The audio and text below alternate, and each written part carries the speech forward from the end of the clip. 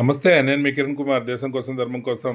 ఈరోజు మన Tirupati southern spice హోటల్‌లో ఒక అద్భుతమైన వ్యక్తిని చూశాను. అతను నడిచి వస్తుంటే వెంటనే వెళ్లి అతనితో వెళ్లి ఒక ఫోటో తీసుకోవాలనిపించింది. అడిగాను.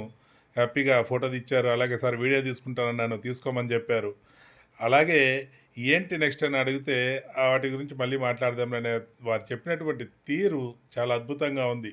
వారెవరనుకుంటున్నారా? ప్రస్తుతం బీజేపీ పార్టీ తరపున రాజ్యసభ సభ్యులు, దానికన్నా ముందు ఒక అద్భుతమైన కథా రచయిత, 'బాహుబలి', 'త్రిపుల్ ఆర్' లాంటి సినిమాల రచయిత మన రాజమౌళి గారికి తండ్రి గారు. ఎన్నో ఏండ్లుగా సినీ ఫీల్డ్‌లో ఉంటూ 40కి పైగా చిత్రాలకు కథలిచ్చి 4 చిత్రాలు డైరెక్షన్ చేసినటువంటి వ్యక్తి. ఇలాంటి మహానుభావుడు కోడూరి వెంకట విజయేంద్ర ప్రసాద్ గారు నిండు నూరేళ్ళు ఆరోగ్యాలతో ఉండి, ఒక కథ ఈయన దగ్గర పెండింగ్ పడిందండి. మహాభారతం. గతంలో లాగా చెత్త భారతాలు తీయకుండా ఒరిజినల్ మహాభారతం ఈయన కుంచించి రావాలని ఆ వెంకటేశ్వర స్వామిని ప్రార్థిస్తున్నాను.